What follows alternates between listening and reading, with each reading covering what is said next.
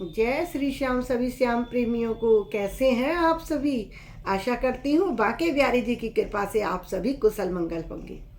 आज मैं आपके समक्ष एक मोटिवेशनल स्टोरी लाई हूँ जिसका शीर्षक है ज्ञान का ढिंडोरा। आध्यात्मिक विभूति श्री हनुमान प्रसाद पोद्दार जी। भाई जी कौन नहीं जानता उनको। भाई जी को तो सभी जानते हैं, उनके नित्य प्रवचन लोग सुनना पसंद करते हैं। उनसे मिलने के लिए कलकत्ता के एक बहुत ही अमीर व्यक्ति पहुंचते हैं। उन्होंने कहा, जब मैं किसी तीर्थ में जाता हूँ तो दान अवश्य करता हूँ। उन्होंने एक अखबार की कटिंग भी दिखाई जिसमें किसी को कपड़े दान करता हुए चित्र छपा था। जो अमीर व्यक्ति उनसे मिलने गया है ना भाई जी से, हनुमान प्रसाद पोद्दार जी से, वो अपनी दान की महिमा मंडन कर रहा है। अखबार की कटिंग दिखा रहा है कि देखिए मैंने तो ऐसे कपड़े दान किए थे, देखिए अखबार में भी मेरा नाम आया। पोद्दार जी महाराज कहते हैं, भाई जी कहते हैं, तुमने तो अपने दान को एक ही दिन में निष्फल कर दिया, जबकि दान का पुण्य तो लंबे समय तक मिलता है। धर्मशास्त्र में कहा गया है कि जो प्रशंसा या किसी बदले की इच्छा से दान करता है वह उसका पुण्य कदापि नहीं प्राप्त करता। यदि आपने दान किया है तो उसके फल की इच्छा मत करो, वो तो ऊपर वाला देख रहा है, वो आपको आपके जीवन में सब अच्छा करेगा ही करेगा।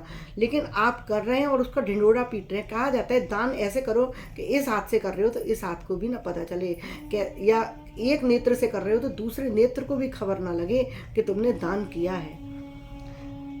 उन्होंने कुछ क्षण रुककर कहा कि पद्म पुराण में कहा गया है कि मानव को धन संपत्ति भगवान की कृपा से ही प्राप्त होती है, इसलिए इसका उपयोग अपने परिवार के पालन पोषण में सतर्कता से करना चाहिए। उसका अत्यधिक भाग यज्ञ धर्म कार्यों में लगाना चाहिए, सहायता करनी चाहिए।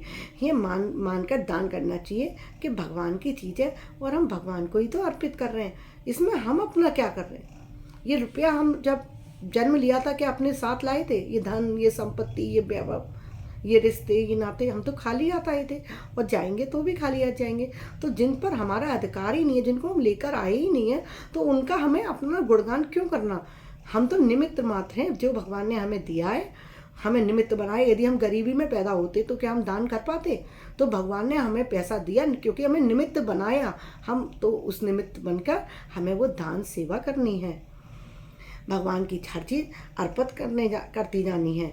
यदि कोई अहंकार में अपने को बड़ा धर्मात्मा प्रकट करने के लिए दान करता है तो पुण्य की जगह पाप का भागीदार होता है। भाई श्री कहते हैं, जो व्यक्ति निष्काम भाव से सेवा करता है प्रभु उस पर हमेशा कृपा दृष्टि रखते हैं। जो आदमी लालसा में सेवा का प्रदर्शन करता है कि अखबार में नाम आएगा।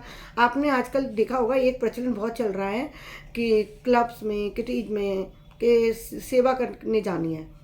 कभी बच्चों के स्कूल में चले जाते हैं, कभी किसी हॉस्पिटल में चले गए, कुछ फल ले गए।